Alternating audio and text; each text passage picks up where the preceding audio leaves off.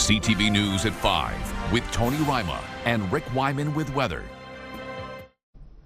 Good evening. Thanks for joining us. Tony is off. Well, what a 24 hours of weather it has been. From blustery winds, ice, snow, even frigid temperatures. We've seen it all. And right now, it appears like it's probably showing no signs of stopping. This was the scene along Highway 64 around the lunch hour. Lots of snow, no visible lanes and slippery sections. OPP are urging people to be vigilant and to avoid non-essential travel. MTO plows are out there working to clear the roads. Let's check in for more details with CTV's Rick Wyman. And Rick, we've seen so much snow, my car couldn't get even up the hill here at CTV. How's it looking out there? That's why you should get four-wheel drive, Ian. It's very simple. I do have it. It's that much snow. First take on weather, your systems map, of course, brought to you by CAA. This is the system that's hovering over the Northeast, and sorry about that. Freezing rain, freezing drizzle, snow, blowing snow, cold temperatures. I'm really sorry about this. Has got to be the worst drive that I think I've experienced so far this winter, but this is the system that is plaguing the Northeast area right now. And I want to talk to you about Timmins specifically. Let's go to CTV reporter a little bit later on. We'll find out more from Lydia Chubak. I just want to tee that up to show you how bad it was in Timmins earlier this morning. So we'll talk about that and a lot more, including your 5-day forecast and the countdown to New Year's Day coming up. Remember, we just passed Christmas. New Year's Day is coming up. Ian, back. Your storm warning will continue tonight. Blizzard conditions today led municipal officials to close offices and suspend services. CTV's Lydia Chubak has more. A heavy snowfall overnight and into today has forced many people throughout the city of Timmins to work from home. With an accumulation of 40 to 60 centimeters of snow and wind gusts of up to 80 kilometers per hour, the blizzard conditions have brought a variety of operations and services to a standstill. The city of Timmins did not have anyone available to speak on camera today, but offered a statement to CTV News. All municipal facilities, including City Hall, all arenas, and the Archie Dillon Sportsplex pool are closed. Timmins transit service is suspended for the remainder of the day, and garbage collection for Monday has also been cancelled. Officials say public works crews are currently digging the city out, but add delays are expected on some streets and roads. As such, the city asks residents to avoid parking on any roads and to postpone all non-essential travel. Many northern highways were closed, some deemed unsafe for travel, but that didn't stop some motorists. We are seeing motorists that have chosen to drive on closed highways. And so there are vehicles in the ditch at this time. And if you are choosing to travel on a closed highway, you're putting yourself at risk. You're putting first responders at risk, and your vehicle will not be removed until it's safe to do so. In an email to CTV News, Cochran District Services Board says anyone experiencing health-related issues needs to know. Paramedics are doing their best to respond to emergency calls, but response times may be delayed, and some addresses may be inaccessible due to highway closures and heavy snow. If a person's situation is not life-threatening, please consider using virtual care options. Reps with some winter sports facilities love the abundance of snow. But today's storm has even forced the closure of Mount Jameson Resort and the chalet and ski rental room at Porcupine Ski Runners. Lydia Chubak, CTV News, Timmins. Well, as Lydia mentioned, all of this wintry weather led to a slew of northern highways being closed. Let's take a look at this map from Ontario 511. This is some of the major routes still currently closed at this hour, including Highway 11 all the way from Nipigon to North Bay, Highway 101 from Wawa to the Quebec border, Highway 129 from Thessalon to Chapleau, Highway 144 Timmins to Go Gamma, Highway 560 Go Gamma to Englehart. Well, in other news, firefighters in Cochran spent 8 hours of their Christmas day battling a massive blaze that has destroyed a piece of the town's history. CTV's Amanda Hicks reports. It's all gone. It was just before 9 a.m. on Christmas Day when one of Cochran's oldest buildings burned to rubble. Multiple crews were called to the Anderson House, also known as Tibbs Tavern, located on 4th Avenue. We had 20 volunteers respond to the fire, 3 apparatus. We were able to protect the exposures, which was the town hall and the neighboring DSAB that has 6 apartments there. The fire is under investigation by the Ontario Fire Marshal in collaboration with the OPP, though at this time it's not believed to be suspicious. All residents were accounted for and have since been relocated. Also, there was a report of 3 minor injuries as a result of this fire. The 116-year-old building was once a popular bar before being converted into a rooming house. The town's mayor says for decades it was a landmark that saw generations of Cochran residents pass through its doors. This building provided a significant place for our community to develop memories, develop camaraderie inside the community, stories. There isn't a person in this town, I don't think, that doesn't have a story out of that tavern from old to young. 20 people ranging from young adults to seniors are now displaced. Upon hearing the news, the Cochran Food Bank and the Innu Friendship Centre provided care packages fueled largely by a wave of community donations. Toiletries, clothing, even one person so graciously donated their turkey from their Christmas dinner. They didn't even have their own, they just donated it to ensure that all these individuals had Christmas dinner. This is the 3rd time the Anderson House has burned, a building known for rising from the ashes. Shador says with Cochran's housing market already at capacity, the challenge now will be to find a place for these 20 displaced residents to call home. Amanda Hicks, CTV News, Sudbury. Canadians have been mourning the death of the final Dionne quintuplet. Annette Dionne died Christmas Eve at the age of 91, several months after her sister Cecile passed away. The 5 sisters were plunged into an international spotlight at a young age. CTV's Eric Tashner looks back on their life and legacy. Annette Dionne was born with her 4 sisters in this home on May 28, 1934 in Corbeil. It was during the struggles of the Great Depression. History is important to keep kids understanding how they got to this point. The time was marked by wonder, controversy, and exploitation. They were the only quintuplets to survive more than a few days, and for this reason they were pushed into the spotlight. We'll be able to showcase the whole history and legacy, tragic as it was. In March 1935, the Ontario government declared the Dionne Quints Special Wards of the Crown in what was said to be an effort to keep the babies at home and not put on display in Chicago. They were raised as a public tourist attraction anyway, and millions visited North Bay and Quintland, generating $500 million for the provincial treasury. The city grew with new motels and restaurants and better highway access. When this happened, the city of North Bay, believe it or not, was about 2 weeks away from having to declare bankruptcy. In 1998, the province apologized to the surviving Dionne sisters and awarded compensation for being exploited as children. Their birth home has been turned into a museum where countless people visit. Annette was the last surviving sibling among the 14 Dionne children. Her sister Cecile died earlier this summer. Cecile and Annette, to the end, were linked together. Annette visited her birth home in 2018, and that return drew thousands to North Bay. Callahan remembers his chat with her. She mentioned that she remembers babysitting me. I didn't remember that. But With her passing and the chapter now closed on a painful story, the Dionne Quints Heritage Board is considering holding a public commemoration sometime next summer. It may be end of the era, but it's not the end of history. So we're going to continue on. Eric Tashner, CTV News, North Bay. Time for a quick break. Coming up on CTV News at 5, Rick has your full weather forecast. Also ahead, it's been a wild year in provincial politics. We sit down with the NDP leader to get her take.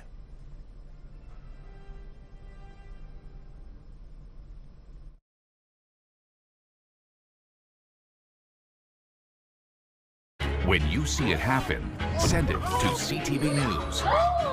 Text 10400. from your screen to ours. Text 10400. What a day weather-wise. A lot of people in Northeastern Ontario not happy, but for some it may be proved to be a day off. This is our forecast radar. This is what we've got going. And of course, we've got that system hovering over the northeast, strong winds, some rain, freezing rain, and lots of snow. But before we get to the outlook for the next 5 days, let's check out and see how bad it was in Timmins earlier this morning with CTV reporter Lydia Chubak. Seeing is believing. I'm going to go stand in the middle of my street. Here she goes. Here she goes. There.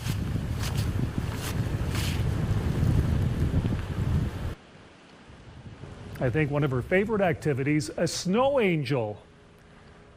This is the middle of the road where Lydia lives in Timmins, that much snow, and she did the snow angel, just having some fun, of course, and reporting about the weather. Sudbury, Nickel Belt. Here we go. Chance of flurries tomorrow, minus 13 degrees. Cloud cover Wednesday, minus 15. New Year's Day, sunshine at minus 15. Friday, we've got the chance of snow at minus 13. And again, minus 13 on Saturday with some cloud cover. It's cooling off at night, minus 23. Well, low temperature this week, and it'll be cold overnight. Turn on that furnace. Sault Ste. Marie, Algoma. Chance of flurries tomorrow. And Wednesday as well, chance at 70%, minus 11. New Year's Day, minus 11. Chance of flurries again.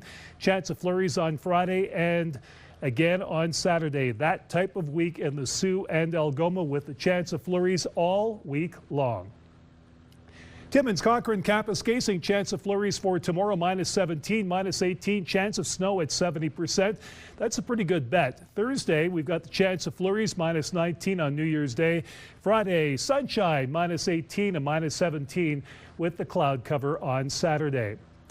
How about a look now at what's happening at Temiskaming Shores and Kirkland Lake? Light snow tomorrow, minus 15, chance of snow Wednesday. Thursday, New Year's Day, we've got flurries as well. Friday, chance of flurries or the chance of snow, in this case, minus 17 and minus 16 Saturday. Some sun and cloud, but colder nights as well as we approach January. North Bay, West Nipissing, light snow tomorrow, minus 12, minus 15, some sun and cloud. Thursday, New Year's Day, minus 15, loads of sunshine, but cold. Friday, we've got the chance of snow at 30%, and Saturday, some cloud cover, minus 12 degrees. So, Ian Campbell, you were driving today along Highway 69. The road, kind of crazy, but you made it through. Thank goodness for that. So we advise the drivers to drive carefully in this type of weather because you're going to need all the help you can get. Use that four-wheel drive. Back to you. And avoid unnecessary travel. Thanks, Rick. Well, it's been a whirlwind year in provincial politics with a rare winter election, the ongoing trade war with the U.S., and opposition parties trying to find their footing under a third majority PC government. CTV's Queens Park Bureau Chief Siobhan Morris sat down with NDP leader Marit Stiles to look back at what Stiles calls a, quote, surprising year. Look, I'm fed up. The NDP leader's exasperation loud as the year wound down. It is the endless grift of a anti-democratic and, yes, corrupt government. An accusation out of bounds in parliamentary debate, enough to get Marit Stiles kicked out of the legislature. All right, let's go.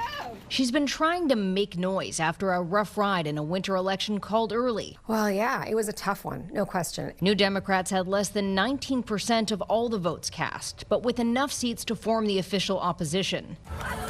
At the party's convention in September, a sobering moment for Stiles, receiving only 68% support in a review of her leadership. We need to make change in this party. Shaking up her team with the new chief of staff who's worked with NDP premiers in Alberta and Manitoba. She's helped defeat conservative governments, and that's our intention here. That hill is steep, with progressive conservatives enjoying a healthy lead in the polls. The NDP a distant third behind the leaderless Liberals. Stiles has been trying to chip away, focusing on potential preferential treatment by the Minister of Labour in handing out Skills Development Fund grants. It's outrageous. I've never seen anything like it. Needling at the Premier, who used to rail against the government gravy train. And now he's who's conducting it. You know, toot toot, all aboard. Stiles says that frustration is genuine. I see government programs that are set up to do great things, like train people for jobs that we need and that they need, going to increasingly insiders, donors to the Conservative Party. She's frustrated too by what she sees as a government without spark. During the election, it was like, you know, Team Canada, all in, elbows up, let's go. Where is that? Where did it go? With 1,000 workers at Algoma Steel soon to be laid off, an uncertain future for auto workers, Stiles says Ontario should be looking at taking a stake in key companies and industries. Other provinces do it. We have done it in Ontario before. We have saved jobs. We have saved mills. We could be doing that right now. To light a brighter path for 2026 and beyond. Siobhan Morris, CTV News. Coming up on CTV News at 5. Despite all of the snow, the Sudbury 5 will be celebrating its home opener. Plus, Team Canada will be back on the ice tonight, this time taking on Denmark.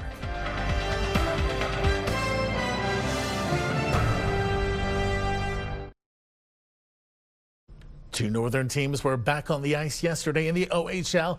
In North Bay, the Battalion dropped a 3-1 contest to the Barrie Colts, who were outshot 46-16.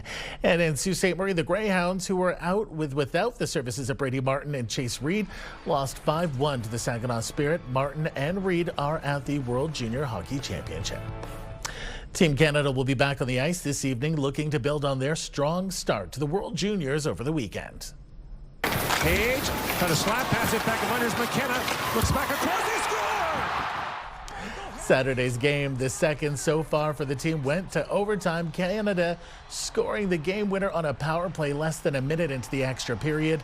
The 2-1 win avenged a shootout loss to Latvia in last year's tournament. Puck drop for tonight's game against Denmark is set for 8:30 Eastern Standard Time. Well, all of the snow may put a bit of a damper on the Sudbury 5 home opener tonight. Regardless, CTV's Madison Marier still had time to catch up with the squad on the court. They were squeezing in a little extra practice before the season starts. After a championship win, these 5 are hungry for another title, and they've been practicing to stay on top. We're really excited, just basically trying to do the same thing as last year, and been working really hard and really excited for tonight. I feel great. A lot of anxious energy, but in a positive way. Just being optimistic about the fact that we get to raise a banner, we get to have a trophy ring night. Just commend what we did last year with the fans, the beautiful people that supported us. And while they hope for the same outcome as last year, the team has seen some changes. Joey Puttisher's been a great guy, great coach, great mentor, great leader.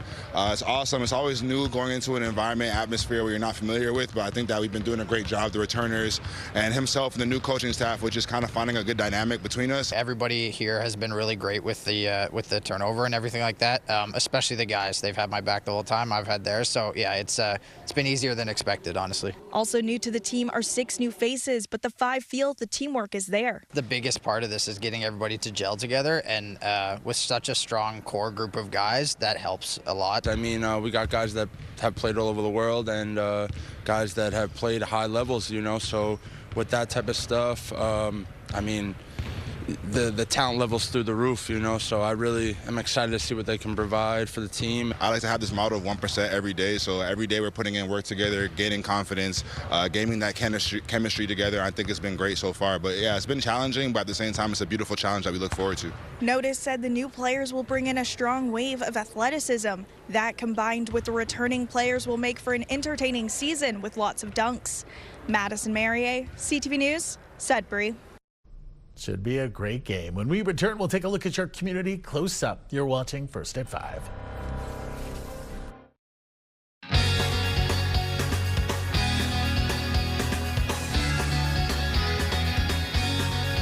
Well, typically Josh would join me in person, but today he's taking some time off. But you know what? He's still all smiles because it's the home opener today for the Sudbury 5 here in the Nickel City. Go to the5.ca. It's going to be a great time. Banner raising ceremony. Find them on social media for more of those details. But from the pure country side of things, right, Josh, we're starting to count down to the end of the year already. How wild is it that there's only just a few days left of 2025? That being said, if you need some music on in the background, make sure you tune into Pure Country because we will have the Pure Country Top 50 Countdown. We count down the 50 biggest songs of the year. Any guesses as to what those might be?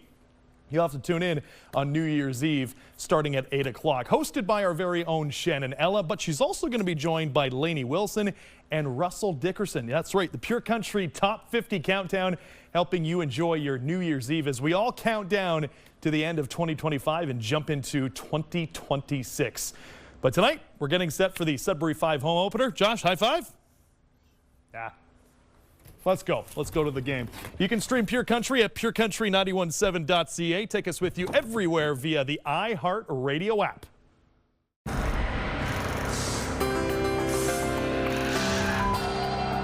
Time for our community close-up, and for that we begin in the beautiful community of Gore Bay.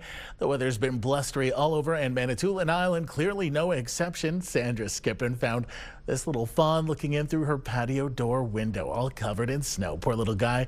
I think I've had enough of this snow too.